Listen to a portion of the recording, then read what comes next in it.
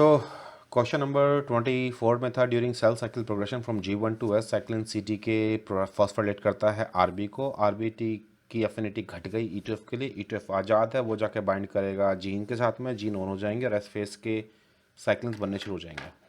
ये साइक्लिन्स को काम करने ना दें, इसके लिए इनिबिटर्स होते हैं, अभी बात उसकी नहीं है फिलहाल। लेकिन एक प्रोटीन है जिस प्रोटीन का नाम है A, हम इसे ओवर एक्सप्रेस कराएं तो सेल साइकिल G1 फेस में अटक जाती है। तो फिर देखो, सेल साइकिल प्रोग्रेस नहीं हो पा रही, तो फिर ये क्या हो सकता है असल में? मतलब ये ए क्या कर रहा है? क्या ए इनिबिट कर रहा है RbE2F इंट्रैक्शन को? अगर ये RbE2F इंट्रैक्शन को इनिबिट कर रहा होता तो E2F विल बी फ्री, और E2F फ्री होगा तो फिर वो काम करेगा और सेल साइकिल विल प्रोग्रेस, जो कैसा है नहीं। ऑप्शन नंबर बी कह रहा है कि ए इनिबिट करता है CDK4 की एक्टिविटी को। CDK4 जो है बता रखा है हमें कि ये एक साइक्लिन CDK कॉम्प्लेक्स है जो G1 टू S ट्रांजिशन के लिए जरूरी है। तो अगर ये इनिबिट हो जाए तो सेल साइकिल G1 से S में नहीं जाएगी। इट इज क्वाइट पॉसिबल कि ये ए ट्रू हो। ऑप्शन नंबर 3 कह रहा है कि ए फॉस्फोराइलेट करता है E2F को। E2F को फॉस्फोराइलेशन की कहानी यहां पर नहीं है, और हमें यह भी नहीं पता कि E2F के फॉस्फोराइलेशन से क्या होगा। We are not sure. Phosphorylation है RB का। ए डिग्रेड करता है RB को। अगर RB डिग्रेड होता है तो E2F वैसे भी आ जाता है। तो पॉसिबली शायद यहाँ भी E2F नहीं होना चाहिए था। ज़्यादा बढ़िया आंसर होता कि ऑप्शन होता कि अगर हम यहाँ बोलते PRB, कि PRB का फॉस्फोराइलेशन कर रहा है ये। तो ये सब इंडिकेट कर रहे हैं, मतलब ये बाकी स्टेप्स जो हैं, कि इनसे सेल साइकिल इनिबिट नहीं होने वाली। केवल ऑप्शन नंबर 2 है कि CDK4 की एक्टिविटी ब्लॉक करने पर सेल साइकिल इनिबिट हो सकती है। हो सकता है ये ए असल में SIC1 हो, SIC1। अगर तुमने सेल साइकिल पढ़ी है तो तुम्हें याद आ जाएगा, SIC1 उसका काम यही था। तो इसे छोड़ो। क्वेश्चन नंबर 24, इसका आंसर जो है वो है 2। 55% लोगों ने ठीक किया है। अब इन्हीं क्वेश्चनों में एक क्वेश्चन,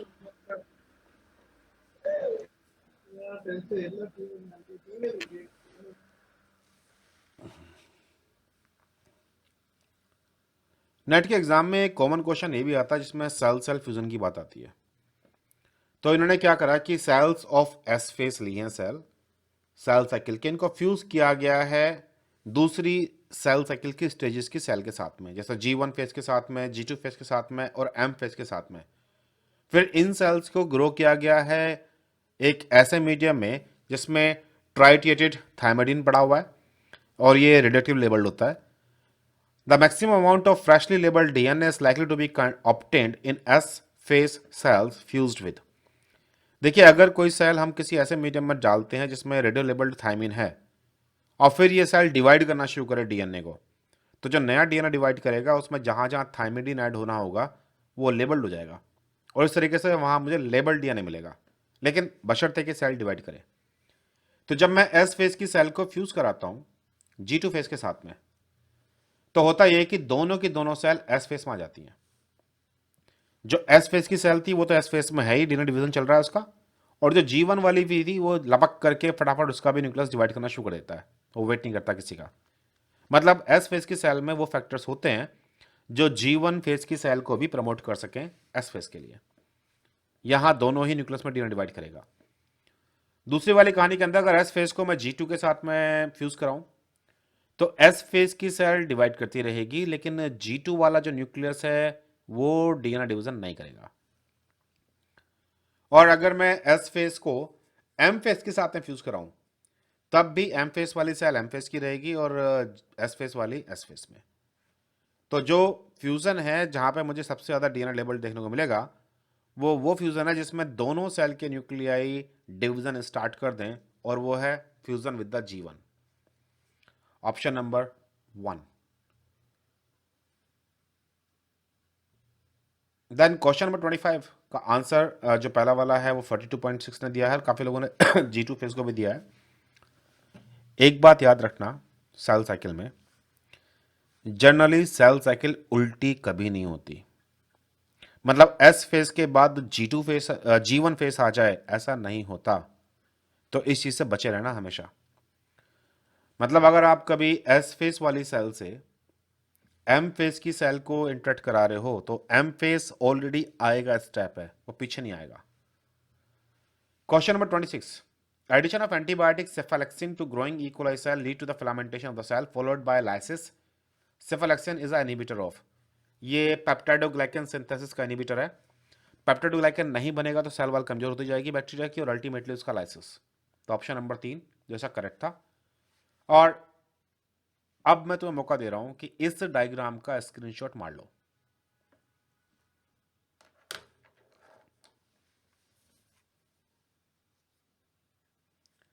ये जो डायग्राम है ये इंपॉर्टेंट है रिवाइज करने के लिए, इसलिए बोल रहा हूँ इसका स्क्रीनशॉट मार के रख लो और कल परसों टाइम निकाल कर इसको देखते रहना.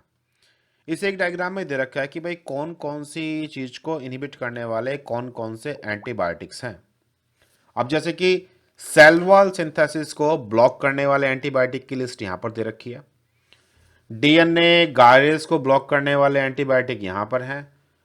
आरएनए एलोंगेशन को इनहिबिट करने वाले actinomycin, DNA directed RNA polymerase को इनहिबिट करने वाले रिफेम्पिन और स्टेप्टाविलिसिन, और आपकी 50S राइबोसोम की सबयूनिट को इनहिबिट करने वाले हैं इरेथ्रोमाइसिन, क्लोरामफेनिकोल. तो प्रोटीन सिंथेसिस 30S सबयूनिट को ब्लॉक करने वाले हैं टेट्रासाइक्लिन, स्ट्रेप्टोमाइसिन, जेंटामाइसिन, कैनामाइसिन, और ट्रांसफर आरएनए को बाइंडिंग को इनहिबिट करने वाले हैं म्यूपिरोसिन और प्यूरोमाइसिन. तो ये एक इकट्ठा डायग्राम है जिसमें तमाम तरह के एंटीबायोटिक्स का जिक्र है जो एग्जाम में पूछे जाते हैं विद देयर टारगेट. तो स्क्रीनशॉट मार लिया हो तो मैं आगे बढ़ जाऊं. अब तो जहां गुंजाइशें होंगी और मुझे लगेगा कि भाई ये आपके पास इमेज अभी होनी जरूरी है तो वहां मैं आपको मौका दूंगा कि आप उसको स्क्रीनशॉट मार लो. लेकिन प्लीज बीच बीच में मत करते रहना हर स्लाइड कॉल करके. तो क्वेश्चन नंबर 26 का आंसर था थर्ड. अब 27. Fluorescence tag protein was used to study protein secretion in yeast.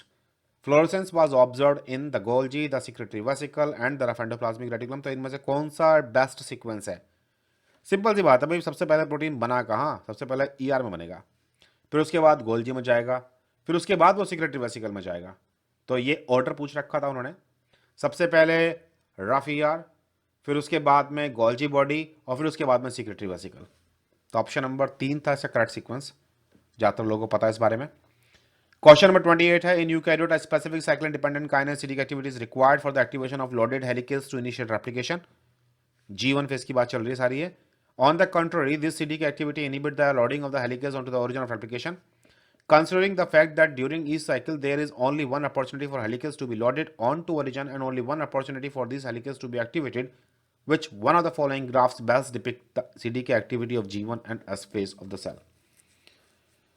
अब यहां एक तरफ तो हम लोग ये बात कर रहे हैं कि हेलिकेज को एक्टिवेट करने का जिम्मा एक साइक्लिन डिपेंडेंट काइनेज का है ताकि जो ऑलरेडी हेलिकेज लोड हो चुके हैं वो रेप्लिकेशन शुरू कर सकें. और दूसरी तरफ ये जो सीडीके जो जरूरी है हेलिकेज को एक्टिव करने के लिए जो डीएनए पर बैठा हुआ है, यही CDK inhibit the loading of helicase. कि अगर हेलिकेज अभी तक डीएनए पर चिपका हुआ नहीं है तो ये उसे चिपकने भी नहीं देगा. जो चिपक चुके हैं केवल वही एक्टिवेट हो पाएंगे. तो अगर हम इस फेज की बात करें कि मतलब क्या कहां पर क्या मिलना चाहिए, देखो G1 फेज में हेलिकेज की लोडिंग होती है तो इस टाइम हेलिकेज की लोडिंग को रोकने वाला नहीं होना चाहिए. तो ये जो साइक्लिन डिपेंडेंट काइनेज है इसकी एक्टिविटी G1 में नहीं मिलनी चाहिए. अगर G1 में इसकी एक्टिविटी हाई मिली तो हेलिकेज लोड नहीं हो पाएगा, और अगर वो लोड नहीं होगा तो फिर यही सीडीके एक्टिवेट किसे करेगा. इसलिए जब लोडिंग होनी होती है G1 फेज में तभी एक्टिविटी ना के बराबर है. जब लोड हो चुके हैं G1 में और अब एस फेज की शुरुआत करनी है हमें, तब ये एक्टिव होते हैं. और इसलिए एस फेज में इसकी एक्टिविटी ज्यादा मिलती है क्योंकि यहीं पर इन्हें एक्टिवेट करना है लोडेड हेलिकेज को. दोनों जगह पर कम नहीं मिलेगी, पहले वाले में हाई मिलेगी या फिर दोनों में हाई मिलेगी, तो ये सब मामले गड़बड़ है. ये एक डायग्राम दिखा रखा है. डायग्राम में दिखा रखा है कि अगर आप सीडीके की एक्टिविटी को नोटिस करो तो सीडीके की एक्टिविटी शुरुआत में लाइट कलर में दिखा रखी है, मतलब एक्टिविटी कम है. जैसे हम आगे बढ़ रहे हैं एक्टिविटी ज्यादा है.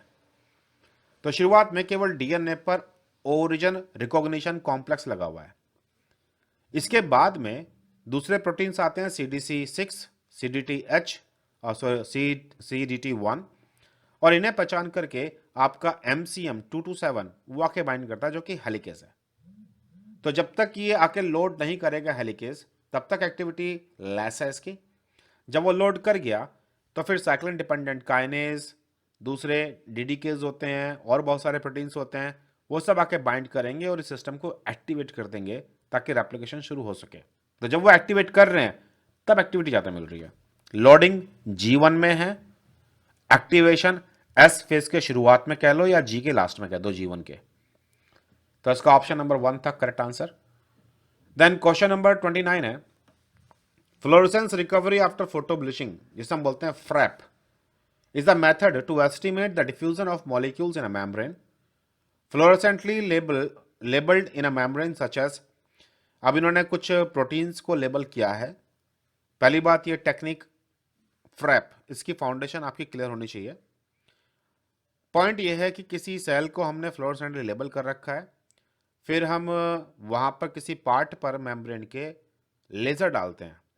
लेजर जो है हाईली इंटेंसिफाइड लाइट की एक किरण है।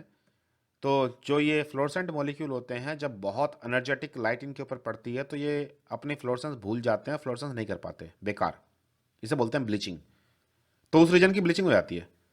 अब अगर मेम्ब्रेन का एक पार्ट आपने ब्लीच कर दिया, जैसे ये गोल जो हिस्सा है ये ब्लीच कर दिया हमने, लेकिन बाकी पार्ट में फ्लोरेसेंस दिखाई दे रही है, तो अगर जिन मॉलिक्यूल के ऊपर हमने फ्लोरेसेंट टैग लगा रखे थे ये मोबाइल हैं, तो यहाँ के मॉलिक्यूल बाहर वालों से और बाहर के मॉलिक्यूल अंदर वालों से अपनी अपनी पोजीशन एक्सचेंज करेंगे, घुल मिल जाएंगे, और घुले मिलेंगे तो ब्लीच्ड एरिया में फ्लोरेसेंस वापस आ जाएगी।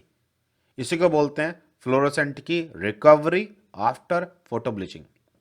तो कितनी जल्दी रिकवरी होती है ये इस बात पर डिपेंड करेगा कि जिनके ऊपर आपने वो टैग लगाया है वो कितना जल्दी मूव कर सकता है। तो जिनको इन्होंने टारगेट किया है, इनमें से एक है receptor tagged with the green fluorescence protein.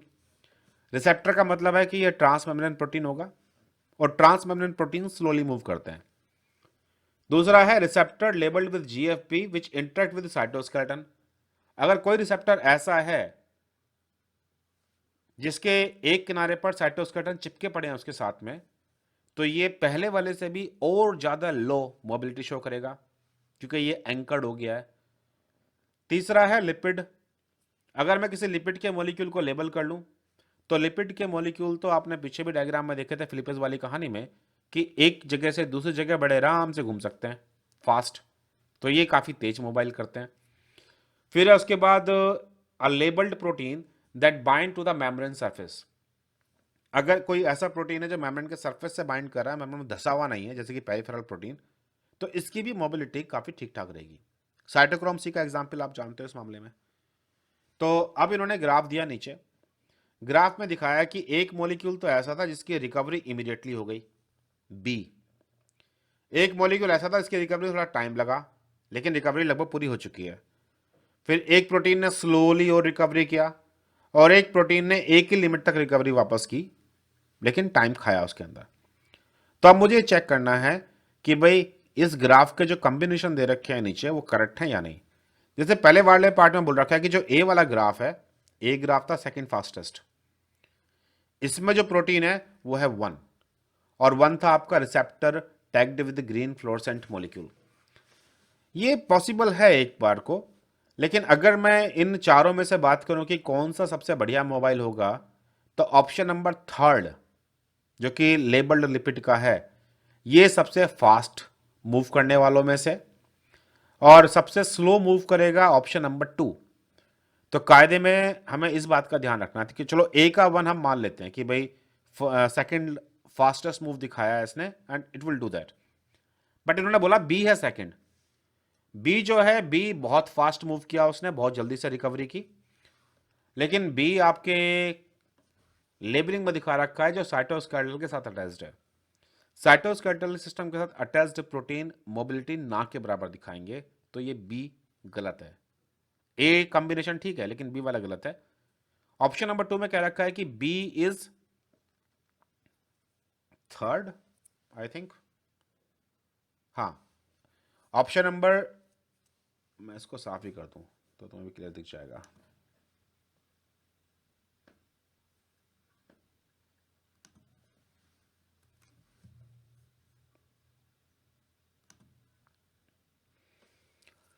तो ऑप्शन नंबर सेकंड कह रहा है कि बी का है थर्ड, और बी वाला ग्राफ है जो सबसे जल्दी वापस आया है उठ करके, और थर्ड है लेबल लिपिड जिसका मूवमेंट सबसे आसान होता है, तो ये ठीक है। और ये कह रहा है ए का है चार और ए का है पेरिफेरल प्रोटीन, तो पेरिफेरल प्रोटीन भी बढ़िया दिखाएगा। इनफैक्ट अगर मैं इन चारों को इंक्रीजिंग ऑर्डर में डिवाइड कर दूं कि सबसे बढ़िया कौन सबसे कम कौन, तो फास्टेस्ट मूव करने वाला है थर्ड। तो जो पहला वाला ग्राफ है ये थर्ड का होना चाहिए,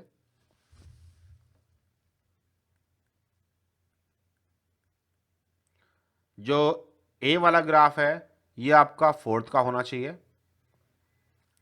डी वाला ग्राफ ये होना चाहिए आपके फर्स्ट का, और सी वाला ग्राफ ये होना चाहिए आपके सेकंड का, क्योंकि मोबिलिटी ना के बराबर है।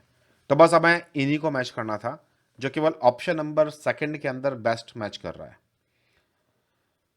कंफ्यूज लोग। क्वेश्चन नंबर 30 है, select the cellular body which is not the part of nuclear body. P body cytoplasm में पाई जाती हैं, ये आपकी रेगुलेटरी आरएनए वाली कहानियां हैं। बाकी nucleolus, Cajal bodies, interchromatin, granule cluster, ये सब न्यूक्लियस के अंदर मिलते हैं।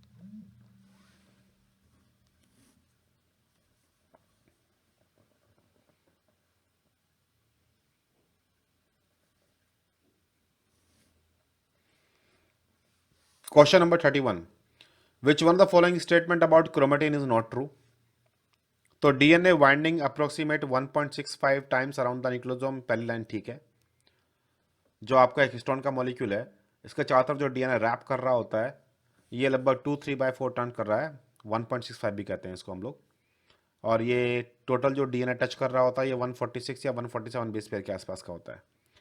H2A H2B बाइंड करते हैं दोनों entry and exit end of DNA molecule. ये कह रहे हैं कि H2A और H2B यहाँ बाइंड कर रहे हैं, यहाँ H2 बाइंड नहीं करता, यहाँ H1 बाइंड करता है, तो इसलिए 2 फॉल्स था, जो 2 था वो फॉल्स था।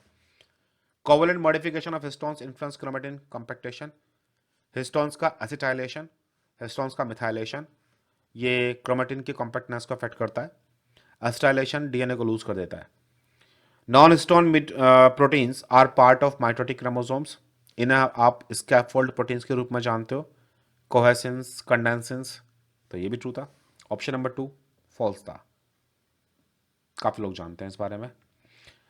Question number 32, during eukaryotic cell cycle metaphase to anaphase transition is regulated by degradation of. हम बात कर रहे हैं मेटाफेज से एनाफेज। तो मेटाफेज से एनाफेज में साइक्लिन सिटी के कॉम्प्लेक्स के नाम पे केवल एम फेज साइक्लिन्स हैं, जिन्हें आप साइक्लिन बी के नाम से जानते हो। और साइक्लिन बी को डिग्रेड करने का जिम्मा एपीसी का है, एपीसी उसके ऊपर यूबिक्विटिन लगवा देता है, जिससे बाद में डिग्रेडेशन हो जाता है। बाकी साइक्लिन्स पहले ही गायब हो चुके हैं, तो केवल यही बचते हैं जिन्हें यहाँ पर डिग्रेड होना होता है, cyclin B. Cyclin dependent kinase अक्सर डिग्रेड नहीं होते, ये याद रखिएगा। देखिए इस साइक्लिन डिपेंडेंट काइनेज की कहानी में एक होता है साइक्लिन जो कि रेगुलेटर है, और एक है बड़ा एंजाइम जो काइनेज है, सीडी के।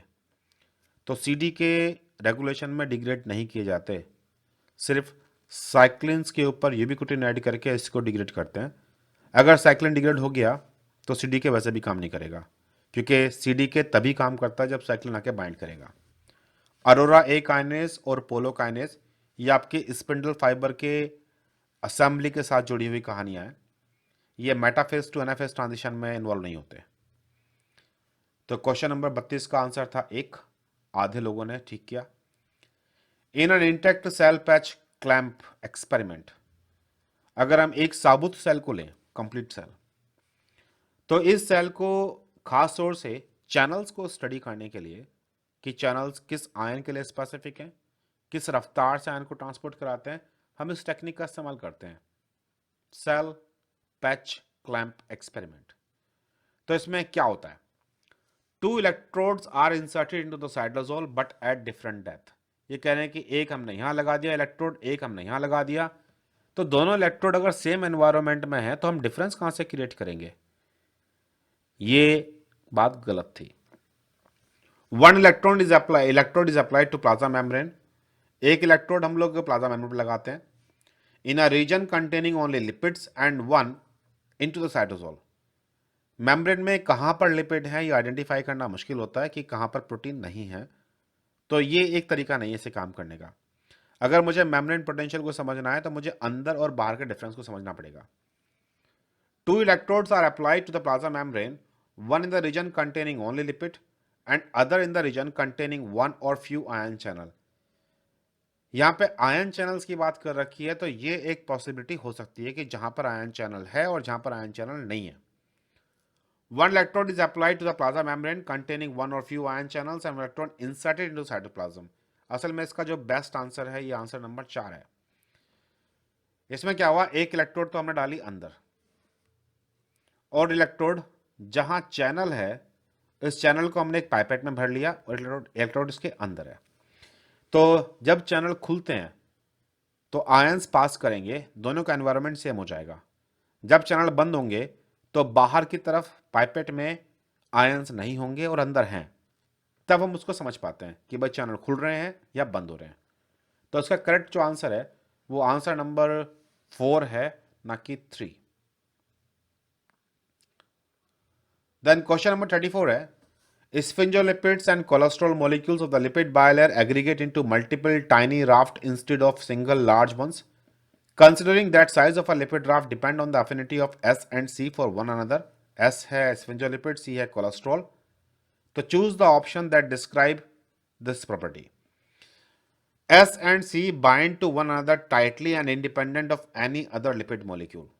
देखो, जब भी तुम ऑप्शन पढ़ रहे हो तो खास तौर से कुछ क्वेश्चन ऐसे आते हैं जैसे कि लिपिड वाले हैं जिनमें हर option as per the property ठीक ठाक है, लेकिन फिर भी तुम्हें उनमें से एक बेस्ट ऑप्शन चुनना होता है इस बात के ऊपर कि जो क्वेश्चन में फोकस करने के लिए कहा गया है केवल उस पर लागू होना चाहिए। इन्होंने कहा कि स्फिंगोलिपिड और कोलेस्ट्रॉल मॉलिक्यूल ये लिपिड बायलेयर में एग्रीगेट हो जाते हैं मल्टीपल टाइनी राफ्ट्स में, बजाय कि एक सिंगल बनने के। सब मिलकर के एक बड़ा राफ्ट नहीं बनते, बट एक सेल की मेम्ब्रेन पर 50 राफ्ट हो सकते हैं। तो हमें इस बात का ध्यान देना है कि वो सब इकट्ठे नहीं होने चाहिए, वो टुकड़ों में भी इकट्ठे रहते हैं। तो प्रॉपर्टी ऐसी होनी चाहिए जो इस बात को जस्टिफाई कर सके। अब अगर ये सब एक दूसरे के साथ में एक जैसा बिहेव कर सकते हैं तो फिर ये टुकड़े वाली कहानी हम जस्टिफाई कैसे करेंगे? S and C bind to one another with same affinity as they bind to other lipid species of the membrane। अगर ऐसा है तो फिर लिपिड ड्राफ्ट में स्फिंगोलिपिड और कोलेस्ट्रॉल क्यों पाए जाते हैं? फिर तो बाकी मिलने चाहिए थे ज्यादा मात्रा में। S and C bind to one another with high affinity under the influence of some cytoskeletal element। Cytoskeletal element triple draft के लिए इंपॉर्टेंट होते हैं बट इनकी अफिनिटीज के लिए नहीं। S and C have slightly higher affinity than the other lipid molecule of the membrane and are in dynamic equilibrium with their free form। अब ये वो पॉइंट है जो केवल इनके बीच के अफेक्शन को बता रहा है और ये बता रहा है कि ये बाकी जो दूसरे लिपिड के मॉलिक्यूल हैं उनके साथ में डायनामिक इक्विलिब्रियम पर है। यानी कि कुछ कोलेस्ट्रॉल या कुछ स्फिंगोलिपिड यहां से हट करके मेम्ब्रेन में जा सकते हैं और वहां से वापस भी आ सकते हैं। तो इस तरीके से छोटे छोटे एरियाज समझ में आता है कि वो क्यों बन रहे हैं। Option number 4। Question number 35. To understand the microtubule dependent motor activity of the freshly purified motor protein from the budding yeast, a researcher set up microtubule based gliding assay। In such an assay where microtubules are fluorescently tagged at its plus end, the researcher observed that this motor protein moved the microtubule in the direction of plus as shown below। आपके सामने ये diagram है। अब इस diagram को बहुत ध्यान से देखो, हो क्या रहा है। सबसे पहले ढूंढो मोटर प्रोटीन का है। क्वेश्चन मोटर प्रोटीन के बारे में। बहुत लोग माइक्रोट्यूब्यूल को फोकस करते हैं इस क्वेश्चन में, जबकि फोकस करना था मोटर प्रोटीन को। तो इन्होंने जो बात कर रखी है वो है newly identified motor protein is, हमें तो मोटर प्रोटीन चाहिए, मोटर प्रोटीन नीचे है। अब अगर ये नीचे मोटर प्रोटीन एंटीबॉडी की हेल्प से हमने सरफेस से इमोबिलाइज कर रखे हैं, मतलब मोटर प्रोटीन मूव करना भी चाहे तो मूव नहीं कर सकते, लेकिन हाँ अपनी कंफर्मेशन चेंज कर सकते हैं। ये जब कंफर्मेशन चेंज करते हैं नॉर्मली तो ये चलते हैं सरफेस के ऊपर।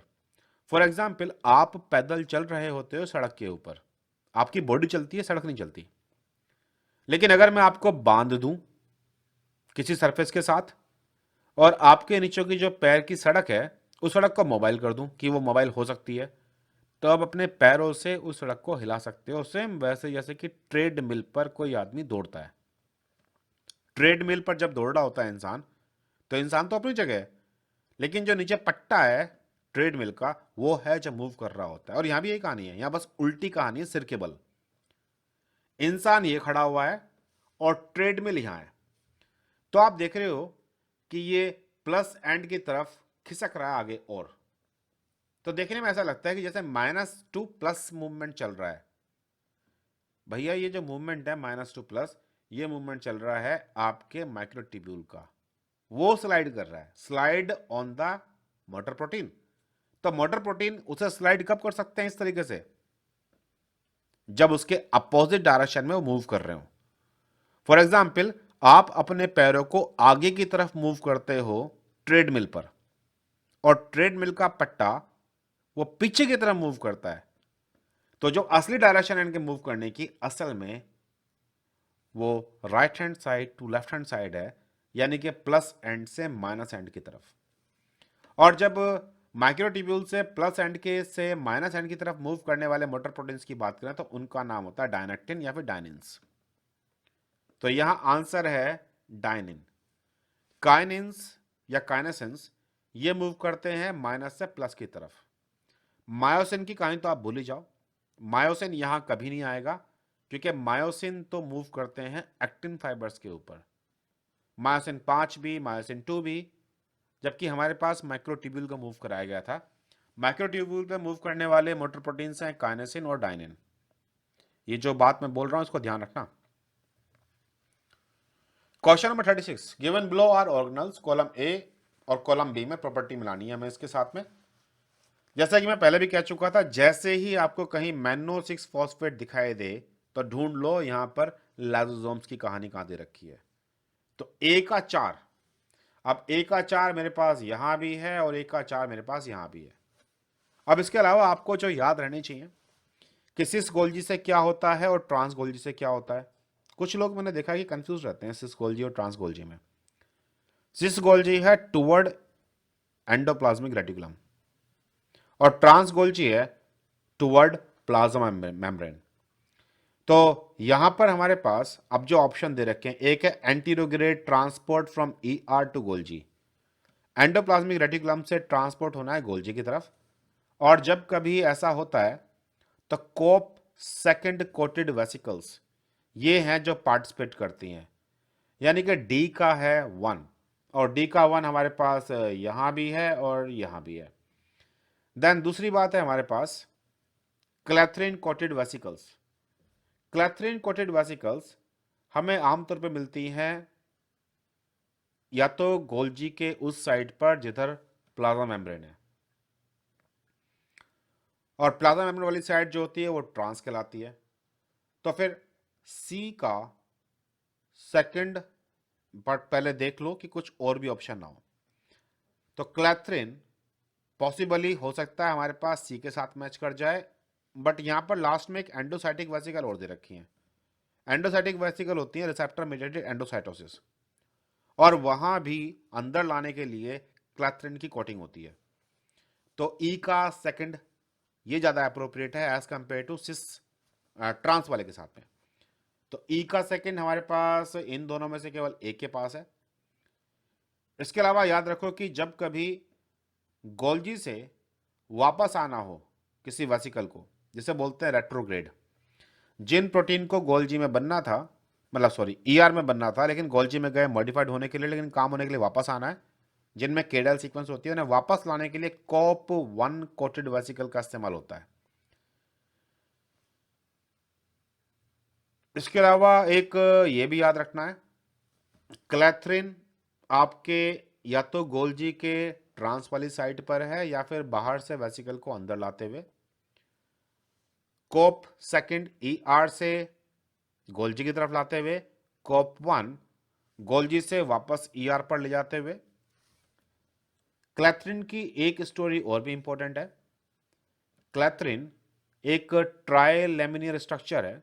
इसमें 3 तरह की आर्म्स निकली होती हैं और ये जुड़ करके आपस में केज की तरह के स्ट्रक्चर बना सकते हैं मेम्ब्रेन के चारों तरफ, जिससे बाद में वेसिकल तैयार होती है। और इस स्ट्रक्चर का जो बेसिक मोनोमर यूनिट है क्लैथरिन की, उसे ट्राइस्किलोन कहते हैं, जिसमें 6 पेप्टाइड्स हैं, 3 लाइट और 3 हैवी। इनके ऊपर भी सवाल आ चुका है, क्लैथरिन का जो बेसिक स्ट्रक्चर है। तो ऑप्शन नंबर 1 था ऐसा करेक्ट कॉम्बिनेशन। क्वेश्चन नंबर 37 है, cell cycle checkpoints are surveillance mechanism that ensure order and fidelity of events of the cell cycle. Given below are some of the checkpoint proteins and their function. तो यहां proteins के नाम है MED2, TAM1, ATM, ATR। अब ये diagram आप लोग देखते हो या तो लॉडिश में या फिर अल्बर्ट ब्रूस में या कहीं और किसी किताब में। ATM और ATR असल में ये काइनेज एंजाइम्स हैं। जब कभी डीएनए में काफ़ी ज़बरदस्त डैमेज हो तो ये प्रोटीन्स एक्टिवेट होते हैं और ये P53 को एक्टिवेट कराते हैं। P53 को ब्लॉक करने वाला था MDM2।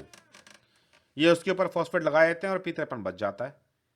P53 एक ट्रांसक्रिप्शन फैक्टर है। ये जाकर के P21 को एक्टिवेट कराता है जो सेल साइक्लिन्स को ब्लॉक करते हैं। मैड टू एक ऐसा प्रोटीन है जो CDC20 और APC के इंट्रैक्शन को रोकता है। APC आपका यूबिक्विटिन लाइगेज है। देखिए होता क्या है कि जब कभी किसी प्रोटीन को डिस्ट्रॉय करना हो तो आमतौर पे यूबिक्विटिन मीडिएटेड पाथवे उस प्रोटीन में एक कहीं पर डेथ सीक्वेंस होती है। उस सीक्वेंस में लाइसिन अमीनो एसिड के एप्सिलॉन NH2 पर एक यूबिक्विटिन को ऐड करते हैं।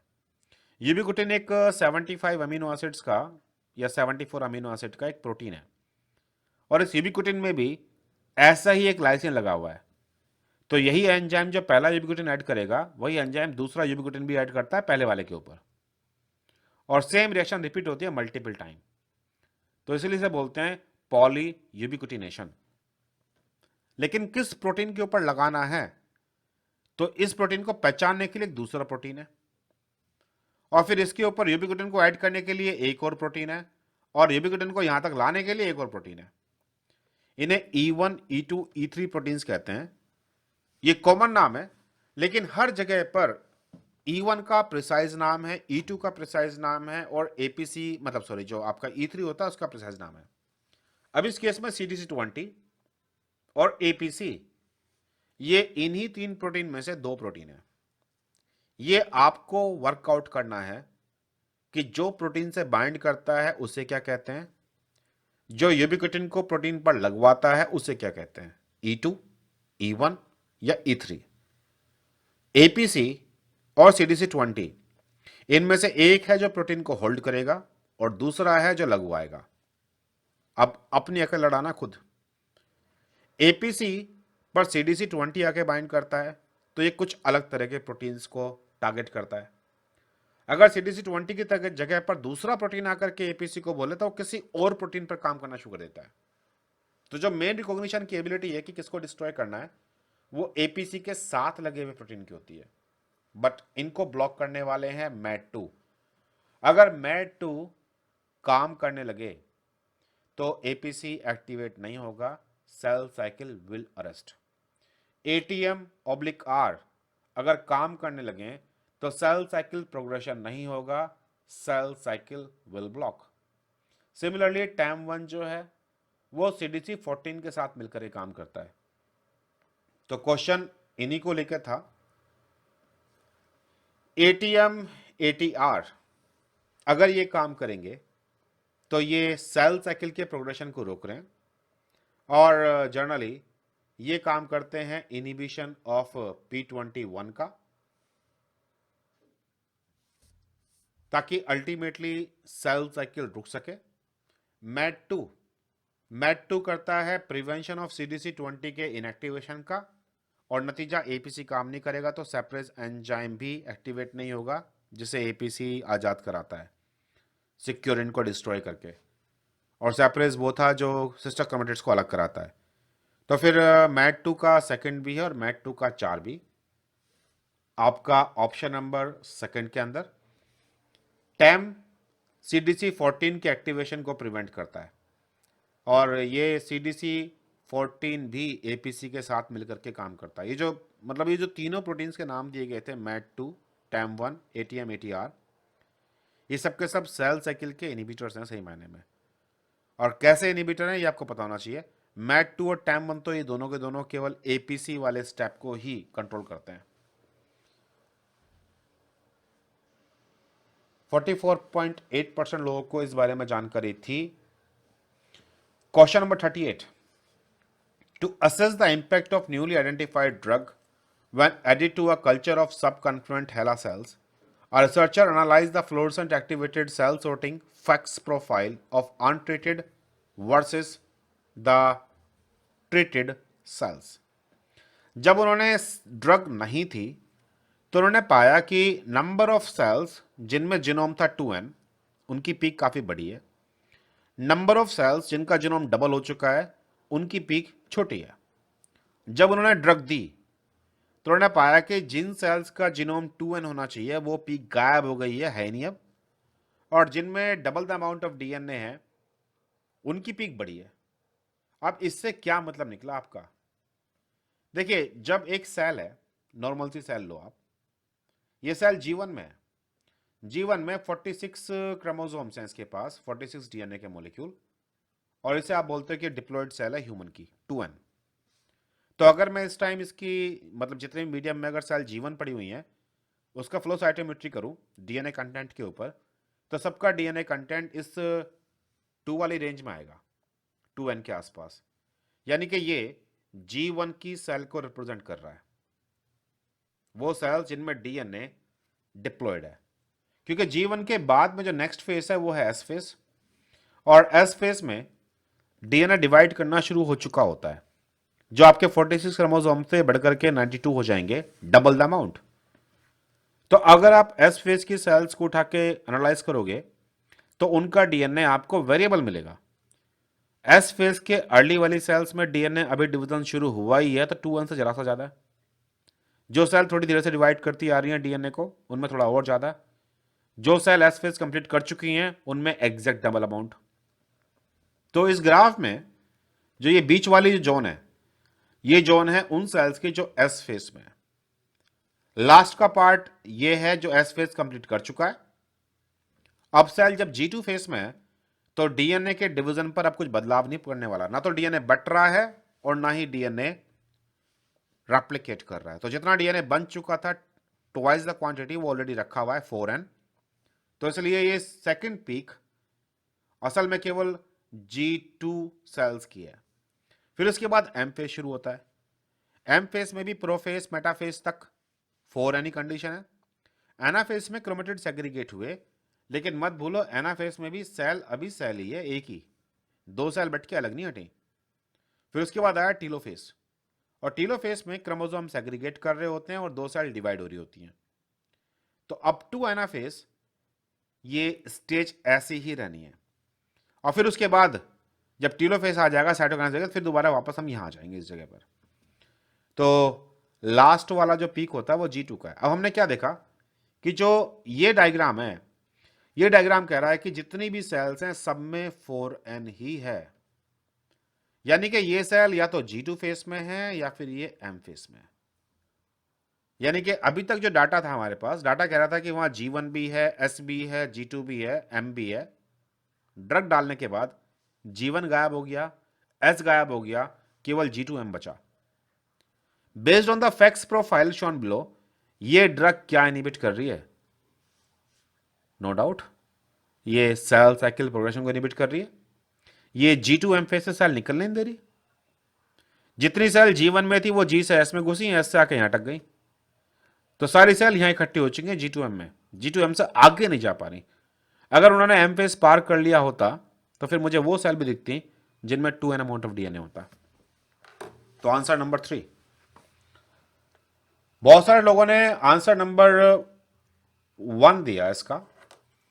अगर केवल G1 को ब्लॉक किया होता तो मुझे ये ग्राफ कुछ ऐसा दिखता। मुझे S फेस को भी इंडिकेट करने वाला पार्ट मिलना चाहिए था इसके अंदर, जो कि यहां नहीं है। क्वेश्चन नंबर 39, डीएनए का जो फॉर्म्स का टेबल है ये जरूर करके जाइएगा आप, टेबल बहुत इंपॉर्टेंट है। यहां पे ए फॉर्म और बी फॉर्म इनकी बात कर रखी है, प्रॉपर्टी से मैच करना है आपको। हालांकि मैच द फॉलोइंग में सीधी मैचिंग भी करोगे तो काम चलेगा, बट फिर भी मेरी सलाह है कि हमेशा ऊपर नीचे जरूर पढ़ लो कि क्वेश्चन में क्या कहा गया है। Following table list the two major forms of DNA duplexes, conformation of bases attached to the sugar and the nature of sugar major and the minor groups. अब इनमें से कौन सा कॉम्बिनेशन करेक्टली डिपिक्ट करता है डीएनए डुप्लेक्स और उनकी property के साथ में। तो ए फॉर्म और बी फॉर्म की बात कर रखी है, syn anti, wide major groove, narrow major groove, मतलब मेजर ग्रूव माइनर ग्रूव के डिफरेंसेस की बात कर रखी है, और सिन एंटी की बात कर रखी है। जब तक जेड इन्वॉल्व ना हो, ठीक है, केवल जेड में मामला उल्टा है, जेड को जिगजैग फॉर्म कहते हैं हम लोग, उल्टा पुल्टा, लेकिन ए और बी फॉर्म में सिन और एंटी के रूल्स बदलते नहीं हैं, दोनों में सिर्फ एंटी ही टाइप की शुगर मिलेगी मुझे, ठीक है, वो स्टेबल है। तो इसलिए आप ए के लिए भी 1 मार सकते हो और बी के लिए भी, सॉरी, हाँ, ए के लिए भी 2 कर सकते हो और बी के लिए भी 2 कर सकते हो। तो ए के लिए भी मुझे सेकंड मिलना चाहिए, बी के लिए भी सेकंड मिलना चाहिए। यहाँ बी का सेकंड है, यहाँ बी का सेकंड है, और यहाँ ए का सेकंड है। सिर्फ ये जानकारी आई थिंक ज़्यादातर स्टूडेंट्स को होती है कि शुगर्स के साथ जो बेस जुड़ता है, जैसे हम लोग ग्लाइकोसिडिक बॉन्ड बोलते हैं, एनलिंक्ड ग्लाइकोसिडिक बॉन्ड, इस बॉन्ड पर बेस की कन्फर्मेशन एंटी कन्फर्मेशन है जो फेवरेबल है। सिन में स्टोरिक क्लैश है, जिसमें आपके जो बेस है, बेस के ऊपर लगे हुए double bond O will clash with the oxygen of ribose sugar.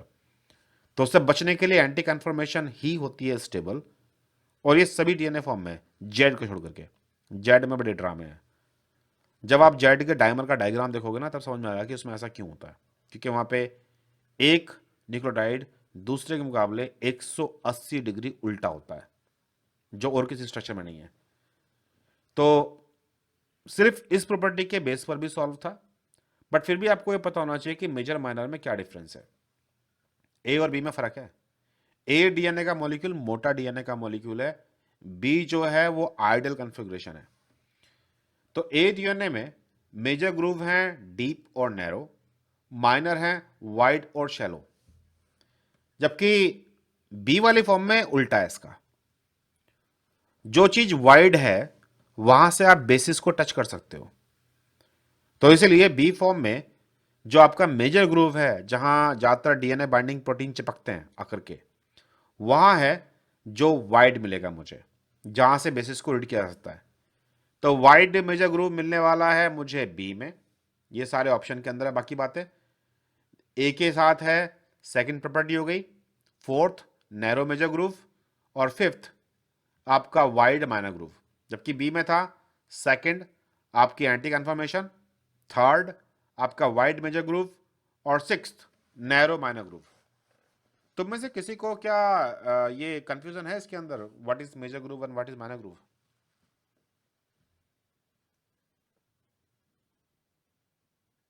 Okay, question number 40, in metazoan cell cycle, metaphase to anaphase transition is regulated by the activity of APC। APC को मिलता है 7 CDC20 का, जो हमने पीछे भी देखा था अभी। तो वो जानबूझ करके एम साइक्लिन्स को टारगेट करता है, और टारगेट करता है सिक्योरिन नाम के एक प्रोटीन को। सिक्योरिन प्रोटीन का डिग्रेडेशन हो जाएगा तो सैपरेज नाम का एक प्रोटीन आजाद हो जाएगा, और सैपरेज एंजाइम एक प्रोटीज है, और ये कोहेसिन नाम के प्रोटीन्स को डिग्रेड कर देता है जो क्रोमेटिड्स को साथ में रखे हुए हैं। क्रोमेटिड्स आजाद हो गई, और अब तो आप बोलोगे ये एनाफेज चल रहा है। 58% को पता है। 41 है, which one the following statement is true about human chromosome? The chromosomes that have highest gene density generally localised toward the centre of nucleus. ये नीचे एक डायग्राम दे रखा है। इस डायग्राम में जो ये डार्क पार्ट्स हैं और जो ये लाइट रीजन्स हैं, ये डिफरेंट टेरिटरीज हैं। लाइट रीजन में है यूक्रोमेटिन जो लूजली पैक है 11 नैनोमीटर, और लूजली पैक वो होता है जहां जीन्स हैं और जहां जीन एक्सप्रेस कर रही होती हैं। जहां जीन एक्सप्रेस नहीं करती या जीन नहीं होती वो कॉम्पैक्टली पैक है, जो ये डार्क कलर का रीजन दिखा रखा है, जो कि पेरीफेरी के अवेलेबल है। पहले तो हम लोग केवल न्यूक्लियस की बात करते थे, बट आज के ज़माने में हम न्यूक्लियस के अंदर और बहुत सारी बातें टेक्स्ट में लेके आने लगे हैं। लेड्स, टेड्स, और इसके अलावा बहुत सारी दूसरी टेरिटरीज, जहां पे हम लोग ये समझने की कोशिश कर रहे हैं कि न्यूक्लियस में हर तरफ डीएनए एक समान नहीं पड़ा हुआ। खैर, इसका आंसर नंबर 1 था। Question 42, which of the following activity is not involve in protein folding in endoplasmic reticulum?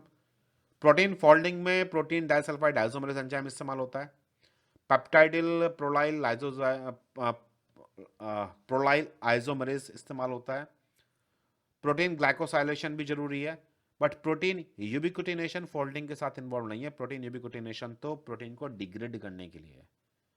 जो प्रोटीन प्रॉपर्ली फोल्ड नहीं है उसके ऊपर यूबिक्विटिन ऐड किए जाते हैं, और यूबिक्विटिन लगे हुए प्रोटीन्स को पहचानता है 26S प्रोटेसोम, जो इसमें से यूबिक्विटिन को छोड़ करके प्रोटीन को तोड़ देता है। ज्यादातर लोगों को पता है। क्वेश्चन नंबर 43 है, detergents at low concentration generally do not denature protein and are thus used for extracting proteins in their folded and active form. अगर आपको पोरिन्स आइसोलेट करने हैं तो छूटते आपको पहले दिमाग में आना चाहिए कि पोरिन है कहां पर। पोरिन मेगा असेंबलीज हैं और ये प्लाज्मा मेम्ब्रेन पर पाई जाती हैं ई कोलाई में। माइटोकॉन्ड्रिया में भी पोरिन के भाई बंधु हैं जो आउटर मेम्ब्रेन में मिलते हैं। विच one the following purification approach will be most appropriate? अब आपको इन प्रोटीन्स को पहले मेम्ब्रेन से अलग करना है और फिर प्रेसिपिटेट करना है। तो low concentration of non ionic detergent without salt. अब लो कंसंट्रेशन से आपने मेम्ब्रेन तो डिसॉल्व कर दी, बट आपने प्रोटीन प्रेसिपिटेट नहीं किया क्योंकि सॉल्ट नहीं है। Use of low concentration of ion detergent, अगर आप आयोनिक का इस्तेमाल करते हो तो आयोनिक जो है प्रोटीन से इंटरेक्ट करके उसकी कंफर्मेशन भी बिगाड़ सकते हैं। आमतौर पर जब भी कभी प्रोटीन प्यूरिफिकेशन करोगे तो आप नॉन आयोनिक डिटर्जेंट का इस्तेमाल करोगे। आपको चाहिए सॉल्ट कंसंट्रेशन प्रोटीन प्रेसिपिटेट करने के लिए, नॉन आयोनिक डिटर्जेंट मेम्ब्रेन को डिसरप्ट करने के लिए। तो इसका आंसर था थर्ड। क्वेश्चन नंबर 44, एक इन्वेस्टिगेटर ने एक्सप्रेस किया जीएफपी फ्यूज्ड प्रोटीन को localized to the outer membrane of Golgi apparatus. Upon visualizing GFP signals in the fluorescence microscope, it was noted that GFP is pericentrosomal in its location, जो कि figure A में दिखाई दे रहा है कि भाई यहां पर अवेलेबल है आपका Golgi body. Treatment of such GFP expressing cells with a newly identified drug disrupt the Golgi into small vesicle. जब ने ड्रग दिया तो गोल्जी की वेसिकल्स बिखर गई हैं चारों तरफ। तो अब इस ड्रग ने किस पर टारगेट किया? नो डाउट उस चीज के ऊपर जिसने गोल्जी को बांध रखा था एक जगह पर। अब जो उन्होंने ऑप्शन दे रखे हैं उसमें डायनिन है, मायोसिन है, माइक्रोट्यूब्यूल है और डाइसर है। ऑप्शन पढ़ करके तुम्हारी बुद्धि खड़क जानी चाहिए थी कि ये मोटर प्रोटीन्स की बात कर रहे हैं। अब सेल के अंदर वेसिकल्स का ट्रांसपोर्ट कराना किसका जिम्मा है? माइक्रोट्यूब्यूल्स का। माइक्रोट्यूब्यूल्स रेलवे ट्रैक के रूप में काम करते हैं, लेकिन माइक्रोट्यूब्यूल मूव नहीं कराते। माइक्रोट्यूब्यूल में मूव कराते हैं डायनिन या काइनिन, और यहां काइनिन का नाम दे नहीं रखा तो केवल डायनिन। डायनिन और माइक्रोट्यूब्यूल ये दोनों हैं जो इस दिख रही चीज के लिए जिम्मेदार होंगे। गोल्जी का ये डायग्राम है कि जब भी कभी गोल्जीज की असेंबलीज होती हैं ड्यूरिंग सेल डिवीजन, पहले बिखरेगी फिर असेंबल होगी, तो उसमें माइक्रोट्यूब्यूल्स जो ये ऑरेंज वाले फाइबर्स हैं और इनके ऊपर लगे हुए मोटर प्रोटीन्स ये इंपॉर्टेंट हैं इनको असेंबल करने के लिए या फिर डिसरप्ट करने के लिए। तो ऑप्शन था इसका A and C 62%। Question number 45 फिर फ्यूजन एक्सपेरिमेंट है। Following observation was made when a mammalian cell in one phase of cell cycle was fused with a cell in other phase of the cell cycle. तो इसमें option number 1 था कि आप अगर G1 phase की cell को fuse करोगे S phase से तो G1 न्यूक्लियस एंटर कर जाएगा एस फेज में। हम डायग्राम में देख चुके हैं, this is true. G1 S में दोनों एस फेज में आ जाती हैं, एस G2 पर दोनों अपने अपने फेज में रहती हैं, G1 G2 में दोनों अपने फेज में रहती हैं। और अगर G1 एस से या फिर G2 M को मैं कर दूं तो डीएनए डिवीजन होना शुरू कर जाएगा, लेकिन जो बाद वाले फेस की थी वो बाद वाले फेस में रहती है। तो दूसरा था इन्होंने कि अगर G2 सेल को मैं S के साथ फ्यूज कराऊं तो G2 सेल S फेस में एंटर नहीं करती, ये भी ट्रू था। अगर मैं फ्यूजन कराऊं G1 सेल का G2 के साथ में तो G1 न्यूक्लियस एंटर कर जाएगा G2 में, ऐसा नहीं है, G1 G2 अपने अपने फेस में रहेंगी, सी गलत है। अगर मैं S फेस की सेल को M फेस के साथ में फ्यूज करा दूं तो S phase cell immediately mitosis कर लेगी, ये भी ट्रू है। और इस तरीके से डीएनए इमीडिएटली डिवाइड कर जाएगा।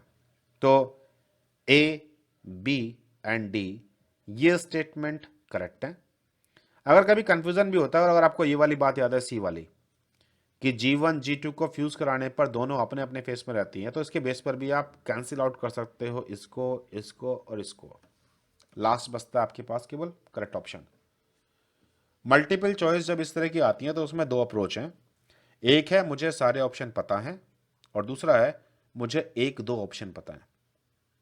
अगर करेक्ट कॉम्बिनेशन पूछ रखा है और तुम्हें पता है कि कोई सा फॉल्स स्टेटमेंट है पक्का, तो आप कैंसिल आउट भी किया करो ऑप्शन होगा। Question number 46।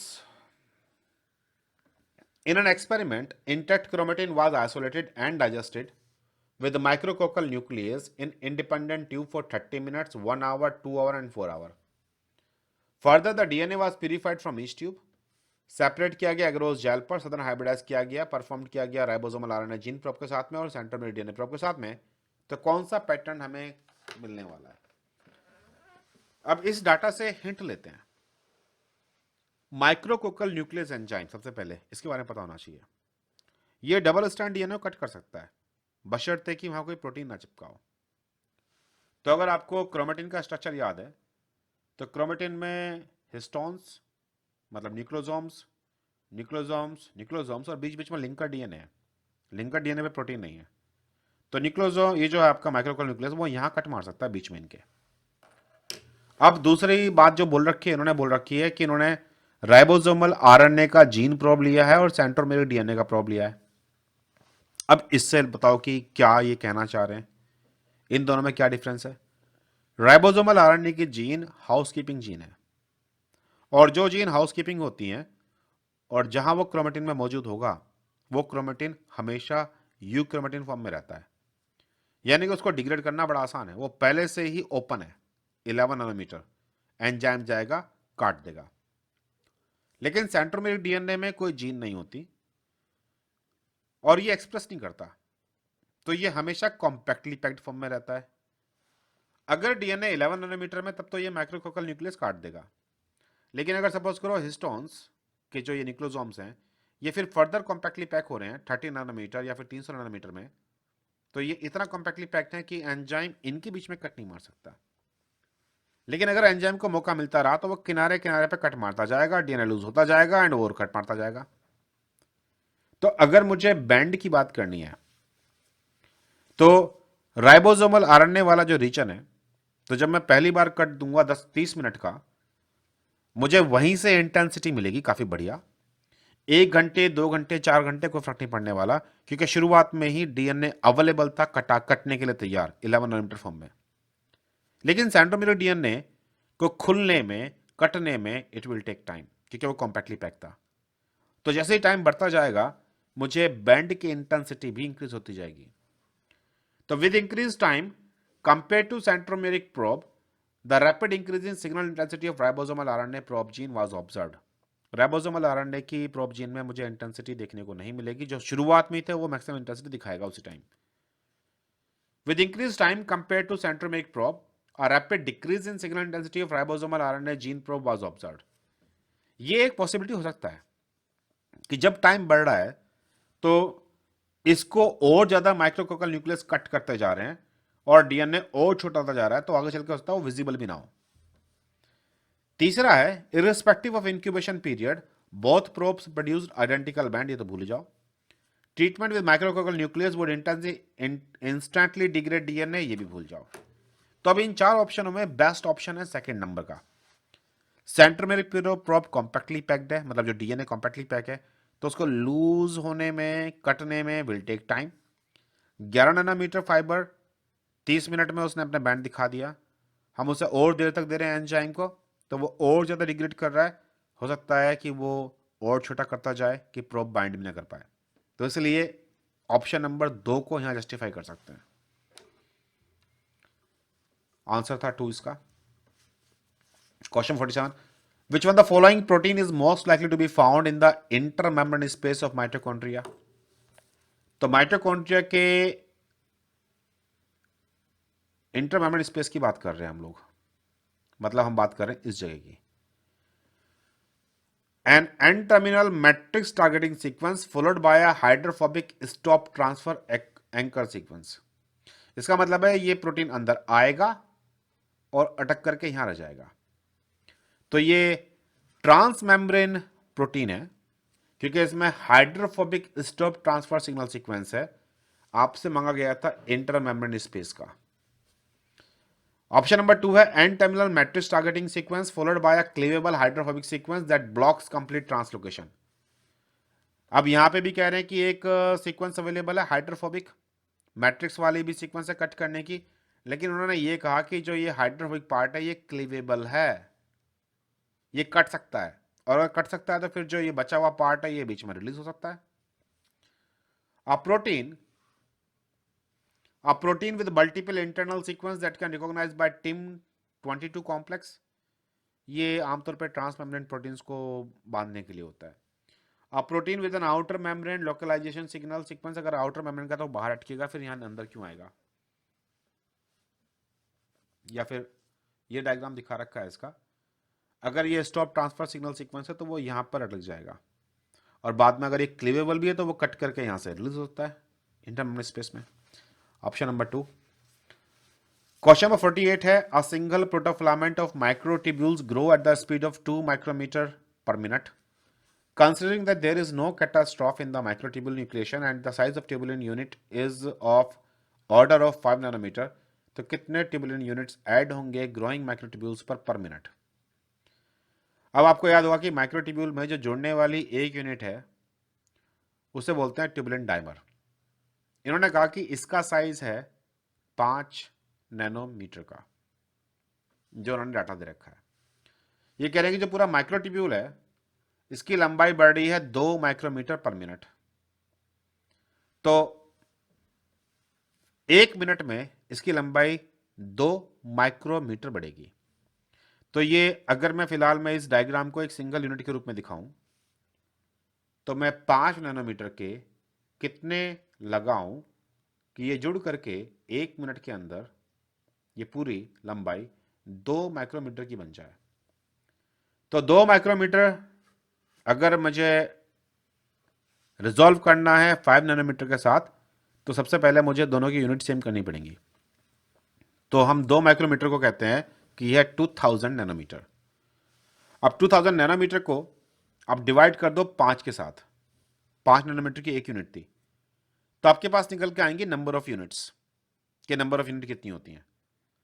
लेकिन मत भूलो ट्यूबुलिन डायमर में, मतलब जो ट्यूबुलिन डायमर जुड़ रहे हैं वो एक के बाद एक के बाद एक, जिससे माइक्रोट्यूबुल तैयार हो रहा है, ये केवल एक लाइन तैयार की है आपने।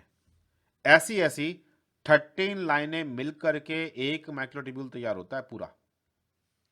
समझो कि आपने ईंट के ऊपर ईंट रखी, तो आप इसे कह रहे हो कि आप एक लाइन तैयार कर रहे हो, लेकिन असल में ये चिमनी की तरह है, गोल स्ट्रक्चर। ये ईंटें 13 ईंटों का एक सर्किल है, तो आपको हर ईंट के ऊपर और ईंट लगानी है। कितनी लगानी है वो आप अंदाजा लगा चुके हो, तो इसलिए 13 से मल्टीप्लाई करना जरूरी है, और ये करने के बाद में आपका आंसर आएगा 5200। लास्ट ऑप्शन क्वेश्चन नंबर 49 है mRNA messenger RNA of a gene was depleted in a human cell using si RNA, जिससे सेल साइकिल अरेस्ट हो गई है G2 फेस में। तो इसका मतलब ये जो साई आरएनए था ये G2 टू M ट्रांजिशन में गड़बड़ कर रहा है। In order to test whether the G2 arrest is due to an off-target or all on-target effect of siRNA mediated messenger RNA depletion, an investigator can। हमें यह नहीं पता कि साई आरएनए ने जिस जीन को टारगेट किया है वही रिस्पॉन्सिबल जीन थी, या उसने बहुत सारे जीन्स को टारगेट किया है जो हो सकता है रिस्पॉन्सिबल रही है उनमें से कोई सी। तो अब हमें ये कंफर्म करना है, इसके लिए क्या करना चाहिए? रीइंट्रोड्यूस करो ectopic copy of the gene coding for the wild type messenger RNA and protein. ये कह रहे हैं कि जिस जीन को आपने टारगेट किया है कि वो काम ना करने पाए, उसी जीन की एक कॉपी कहीं और जीनोम में लगा दो, जिससे वही प्रोटीन बनता हो, वही आरएनए बनता हो। तो भाई मत भूलो, तुमने माई आरएनए इसमें पहले ही दे रखा है। अब तुम चाहे यहां 2 कॉपी लगाओ चाहे 3 कॉपी लगाओ, माई आरएनए अपना काम करता रहेगा और still we will have the same result. तो ये तो कोई बात नहीं हुई क्लियर करने के लिए। Option number A. Option number B कहता है आप वही जीन की कॉपी लो, सेम, लेकिन उसमें थोड़े बहुत डिफरेंसेस होने चाहिए मैसेंजर आरएनए में। प्रोटीन तो सेम बनता हो, लेकिन मैसेंजर आरएनए में कुछ सीक्वेंसेस डिफरेंट होने चाहिए, जिससे कि साई आरएनए उसे पहचान ना पाए। ये एक लॉजिकल बात है। भाई साई आरएनए डालने पर सेल साइकिल अरेस्ट हो गई और हमें लग रहा है कि इसने उस जीन को इनहिबिट किया है और वो जीन इन्वॉल्व थी प्रोग्रेशन में। तो अगर आप उस जीन की कोई ऐसी कॉपी ले रहे हो जिसकी डीएनए की सीक्वेंस डिफरेंट है, तो साई आरएनए उसके आरएनए को टारगेट नहीं करेगा, लेकिन उससे बनने वाला मैसेंजर आरएनए जो प्रोटीन बनाएगा वो प्रोटीन वही है। तो अगर ये प्रोटीन जिम्मेदार था सेल साइकिल प्रोग्रेशन में, तो अब सेल साइकिल प्रोग्रेस कर जाएगी। और अगर किया तो तुम कहोगे कि भाई हाँ ठीक था काम। तो बी इज करेक्ट। सी है reintroduction of an ectopic copy of the gene that code for different messenger RNA and protein. अगर डिफरेंट मैसेंजर आरएनए और प्रोटीन को कोड करने वाले जीन डाल रहे हो, तो फिर तुम कोरिलेट कैसे करोगे रिजल्ट को कि जो पहले वाली जीन थी वो इंपॉर्टेंट थी या नहीं। ऑप्शन नंबर डी है utilise few more si RNA targeting different region of the messenger RNA in the question. अब आपके साई आरएनए ने किसी और को तो नहीं मार लिया कहीं गलती से, जिसका असर हमें देखने को मिल रहा है। तो इसलिए आप उसी जीन का जिसको आप टारगेट कर रहे थे, उसको बांधने वाले 2-4 और साई आरएनए कोड कर लो जो अलग अलग रीजन में बाइंड करते हो। तो इससे आप एंश्योर हो जाओगे कि आपकी यही जीन जो क्वेश्चन में है, यही जीन बार बार ठप कर रहे हो। तो ऑप्शन नंबर डी भी इस एक्सपेरिमेंट को कंफर्म करने के लिए अच्छा रहेगा। Choose the combination with correct statement. तो फिर इसमें बी और डी, ये दो एक्सपेरिमेंट ऐसे हैं जो डाटा को बढ़िया कंफर्म कर सकते हैं। ये आज के सेशन का लास्ट क्वेश्चन है। Membrane bound and free ribosomes are structurally identical, लेकिन इनमें फिर भी कुछ डिफरेंस होता है। डिफरेंस किस बात का है? बनने वाले प्रोटीन का। बाकी सब कुछ सेम है। सेम वही आरएनए, सेम वही राइबोसोमल आरएनए, सेम वही राइबोसोमल प्रोटीन्स हैं, सेम वही ट्रांसफर आरएनए है।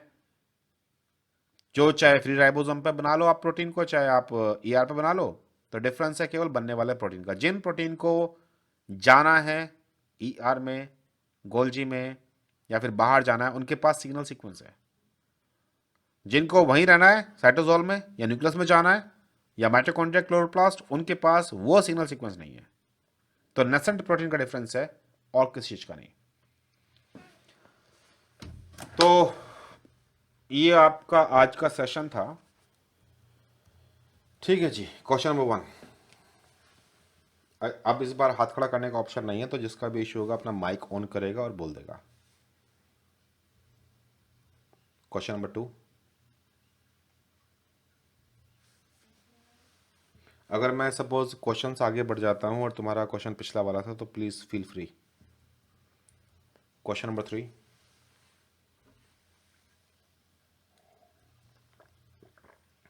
4।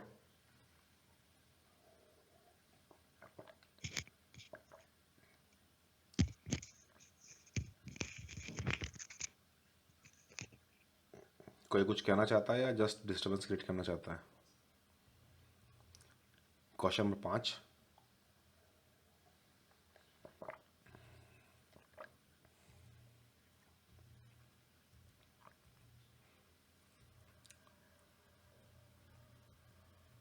Question number 6।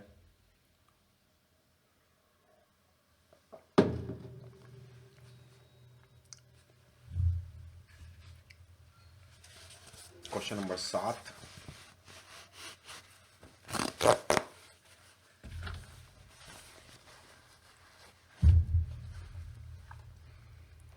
Question number 8।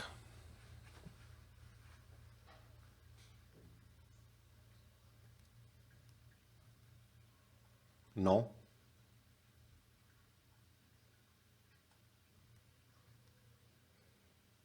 10,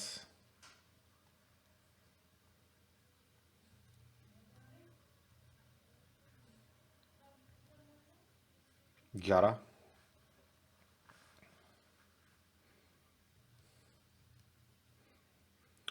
12,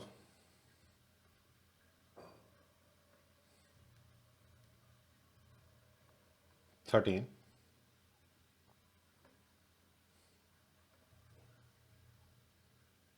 14,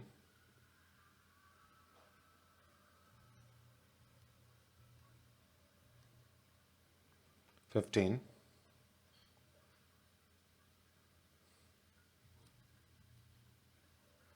16,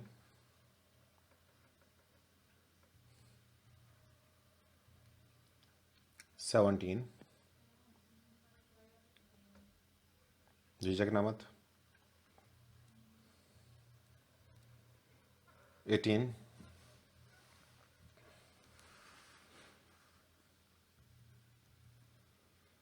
19,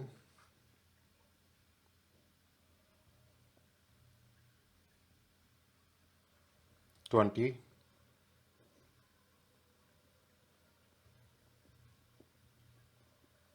21,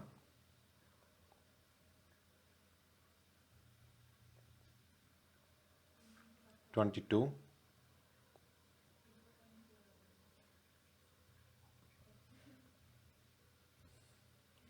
23,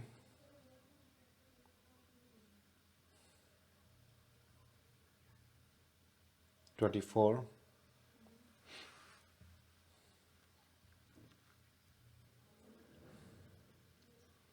25,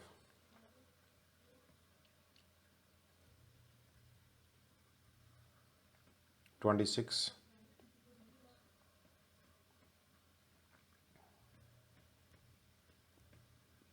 27,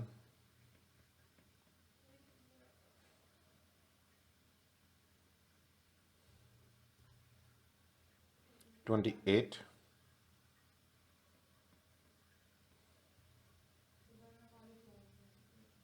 29,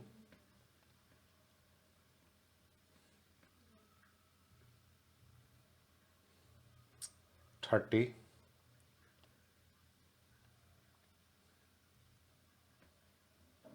31,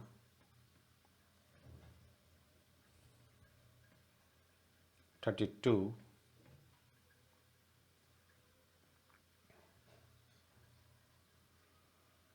33,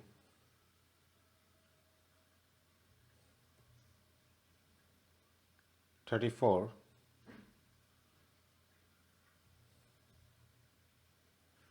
35,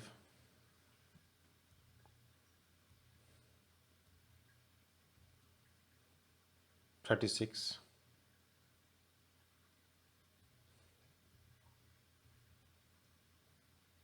37, sir जी सिस और ट्रांसकोलॉजी के बारे में बता देंगे फिर से, मुझे हाँ थोड़ा बिल्कुल, कंफ्यूजन। कोई दिक्कत नहीं। मैं यहाँ डायग्राम ड्रॉ कर देता हूँ एक। जैसे दो चार बातें हैं इंपॉर्टेंट। ये है आपकी न्यूक्लियर एनवलप सपोज। तो न्यूक्लियर एनवलप में एक अंदर की मेम्ब्रेन होती है, एक बाहर की। तो जो बाहर वाली मेम्ब्रेन है उससे कंटिन्यूअस है एंडोप्लाज्मिक रेटिकुलम। फिर एंडोप्लाज्मिक रेटिकुलम से वेसिकल टूट करके बड ऑफ होकर के निकलती हैं, और ये वेसिकल जुड़ जुड़ करके आपस में गोल्जी नेटवर्क बनाना शुरू करती हैं। फिर यहीं से वेसिकल्स टूट करके और गोल्जी के सेक्स तैयार होंगे, और अपोजिट डायरेक्शन में गोल्जी की वेसिकल्स टूट करके ये तो सिक्रेशन में इन्वॉल्व होंगी या फिर स्टोरेज में। अगर ये सिक्रेशन में जा रही हैं तो ये फ्यूज़ करती हैं प्लाज्मा मेम्ब्रेन के साथ में, और ये प्लाज्मा मेम्ब्रेन के साथ में कंटिन्यूस हो जाती हैं। इसलिए हम ये भी कहते हैं कि जो एंडोप्लाज्मिक रेटिकुलम की मेम्ब्रेन है वही असल में प्लाज्मा मेम्ब्रेन भी है इनडायरेक्टली। तो जो फेस गोल्जी कॉम्प्लेक्स का टूवर्ड ई आ रहा है इसको बोलते हैं सिस, और जो फेस टुवर्ड प्लाज्मा मेम्ब्रेन है इसको बोलते हैं ट्रांस। क्लियर है? यस सर, थैंक यू और सर। भी कुछ बात थी? नहीं सर, बस एक बार ये पूछा था। ठीक है। Question number 38। ग्राफ पे क्वेश्चन है इस वाले के ऊपर, 2-3 बार क्वेश्चन है। Question number 39।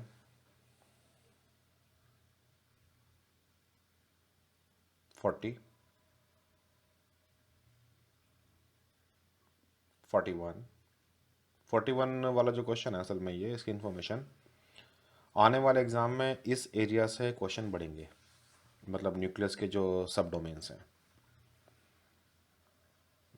मुझे बहुत जल्दी उम्मीद है कि शायद आने वाले एग्जाम में कहीं आपको टेड और लेट देखने को मिल जाएगा। 42,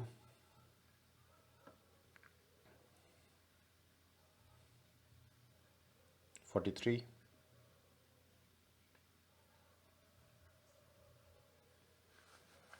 44,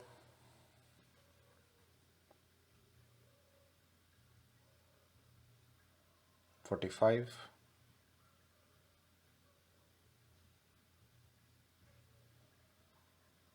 46,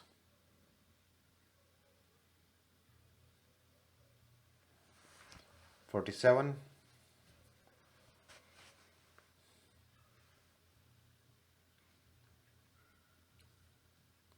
48। हाँ जी बोलिए। सर 48 वाला। 48 वाला।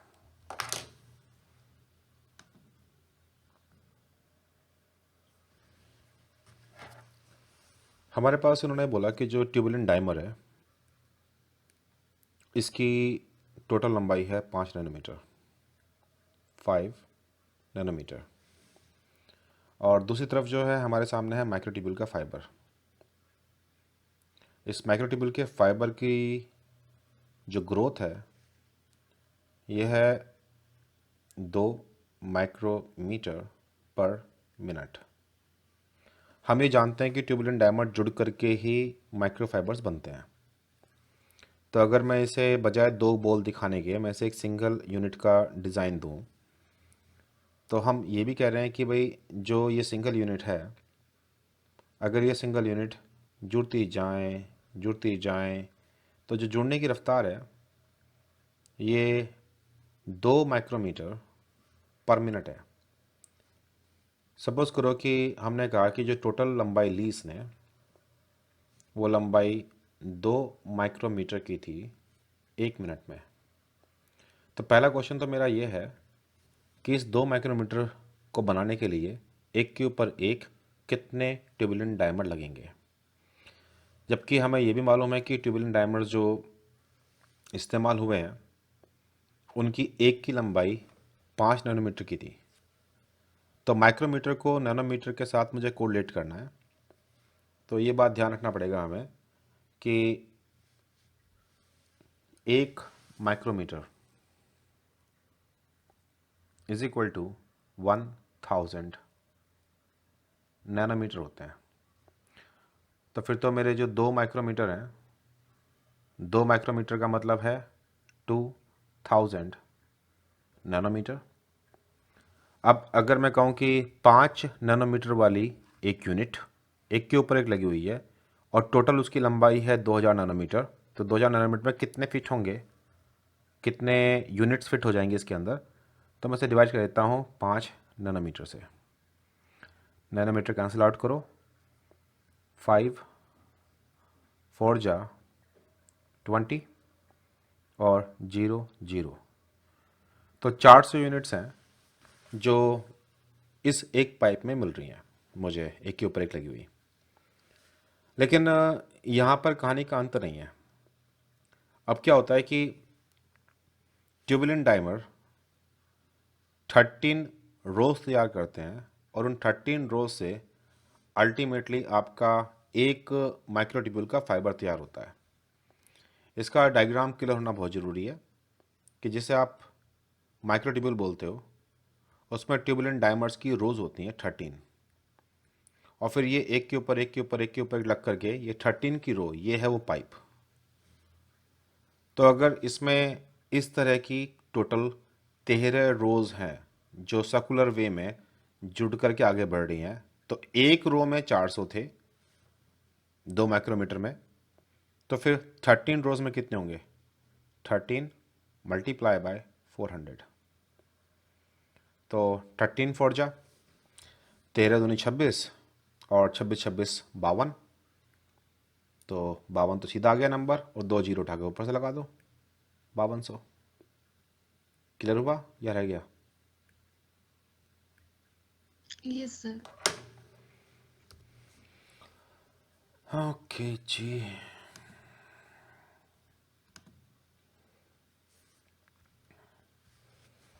So 49 and 50। बाकी बच्चों जो क्वेश्चन है नेक्स्ट सेशन में पूरे करने की कोशिश करेंगे। स्काइप में थोड़ा टाइम बच जाता है, मुझे बार बार कॉल शिफ्ट करने में 10-15 मिनट खर्च होते हैं। और कोई बात है जो तुम कहना सुनना चाहो? कौन कौन धुरंधर है इस टाइम? अफसाना, इतना दम है तुझमें? अंजलि, कविता, मधुष्मिता, मानसी, नवीन, सिमरन, जीनू और एक प्रदीप सिंह भी है। खैर, थैंक यू वेरी मच। आज तो तुमने तारीख बदल ही दी, 12-18 हो चुके हैं और आज शाम को तुम्हारा एग्ज़ाम है, आज शाम को। ओके, तो टेक रेस्ट, अच्छा सा स्लीप करना बढ़िया सा, और सपने में मेरी आवाज़ मत सुनना, ठीक है? और बस कूल रहना। कुछ दिन हो रहे हैं, 7 तारीख है आज, नेक्स्ट संडे को एग्ज़ाम है हमारा, तुम्हारा भी और मेरा भी।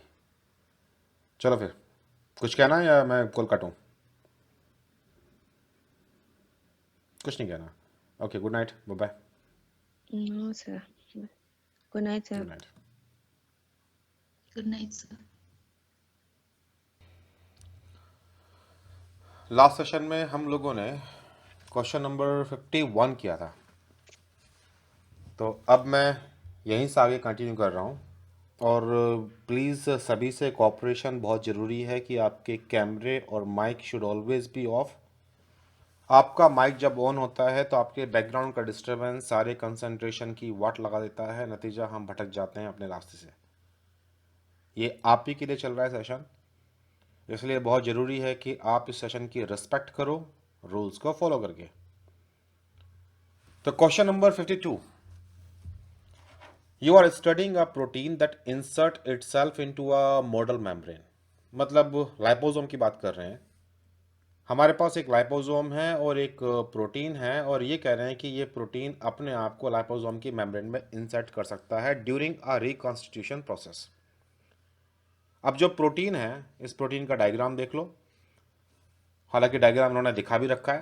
प्रोटीन का जो एन टर्मिनल वाला पार्ट है, फिर उसके बाद 18 अमीनो एसिड का हाइड्रोफिलिक सेगमेंट है, एक 18 amino acid that is located on the outside of the membrane. Hydrophilic, hydrophilic है बाहर, मैं बल्कि इससे भी अच्छा डायग्राम हम लोग बनाते हैं। तो एन टर्मिनस का रीजन है, फिर around 18 amino acid hydrophilic amino acids हैं, हाइड्रोफिलिक और सेल के मेम्ब्रेन के बाहर है ये। फिर एक 19 अमीनो एसिड का ट्रांस मेम्ब्रेन पार्ट है, 19 अमीनो एसिड का, और उसके बाद में flanked by negatively and positively charge amino acids.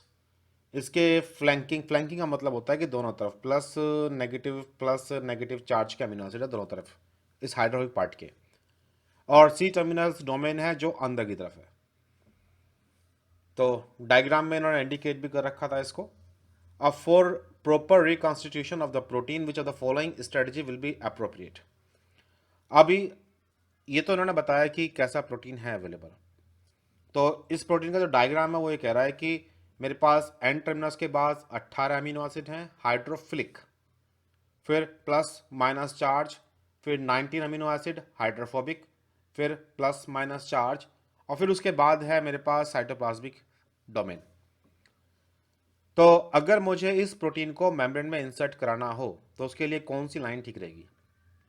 पहला वाला ऑप्शन है increase the number of negatively charge amino acid in the N terminus.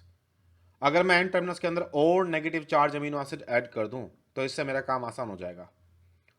देखिए, लिपिड बायलेयर अगर मेरे पास है तो लिपिड बायलेयर में प्रोटीन को अंदर लगाने के लिए मुझे हाइड्रोफोबिक रीजन चाहिए और साथ में मुझे एबिलिटी चाहिए कि प्रोटीन मेम्ब्रेन में घुस सके। लेकिन मेम्ब्रेन में एंटर करने के लिए पोलर मॉलिक्यूल्स और चार्ज्ड जो ग्रुप्स होते हैं वो एक तरीके का नेगेटिव इंपैक्ट पैदा करते हैं। मतलब चार्ज अमीनो एसिड और पोलर अमीनो एसिड कभी मेम्ब्रेन के अंदर जाना नहीं चाहते। तो अगर मैं नेगेटिव चार्ज अमीनो एसिड और बढ़ाऊंगा तो मैं इस प्रोटीन को अंदर एंटर कराने में और प्रॉब्लम क्रिएट करूंगा। दूसरा ऑप्शन है increase the number of positively charge amino acid in the C terminus. Same इसी कारण से चाहे मैं नेगेटिव चार्ज के अमीनो एसिड बढ़ाऊं चाहे पॉजिटिव चार्ज के, दोनों ही केसेस में प्रॉब्लम बढ़ेगी। थर्ड है removal of positively charge amino acid from C terminus. अब अगर सी टर्मिनस से मैं पॉजिटिव चार्ज अमीनो एसिड हटा दूं तो जहां ये चार्ज लगे हुए थे इनको हम लोग गायब कर देते हैं, तो अब इस साइड से प्रोटीन की एंट्री आसान होगी मेम्ब्रेन के अंदर एज कंपेयर टू पहली वाली कंडीशन के। तो ऑप्शन नंबर 3 जो है वो है करेक्ट। ऑप्शन नंबर 4 कह रहा है increase the length of hydrophobic segment.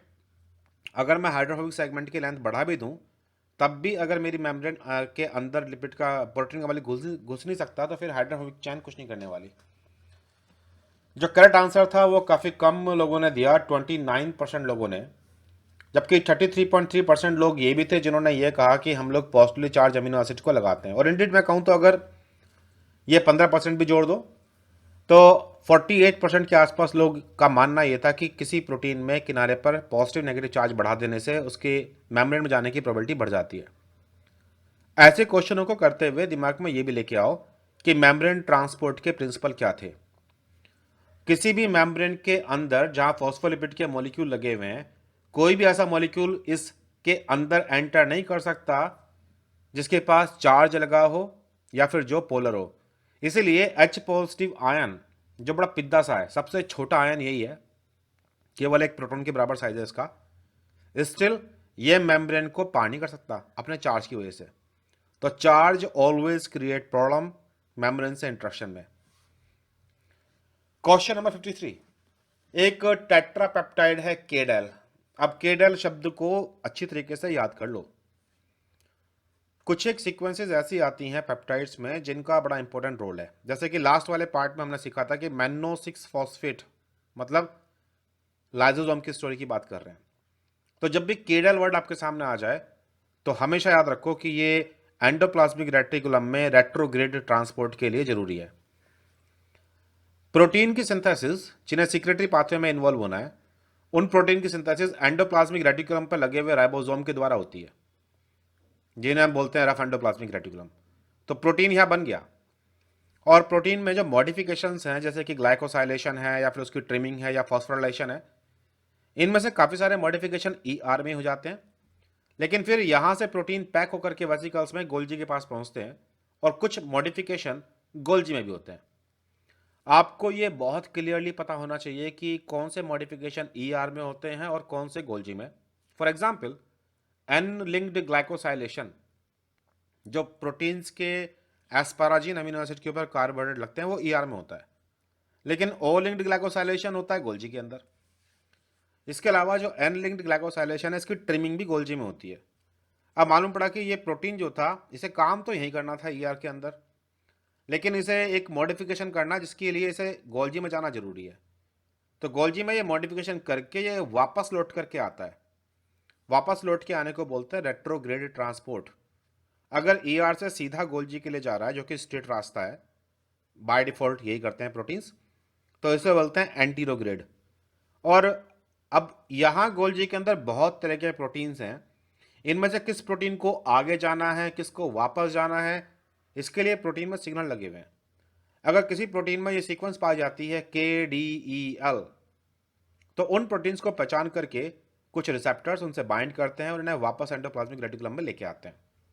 तो क्वेश्चन इसको लेके था। और दूसरा मेरा सवाल ये भी है कि क्या तुम्हें KDEL की फुल फॉर्म पता है? क्या कोई तुम में से ऐसा है जो अपने ग्रुप के ऊपर टाइप करके मुझे बता सके कि हाँ जी ऐसा ही है? मतलब जो ये KDEL है इसका मतलब क्या है? एनीवन?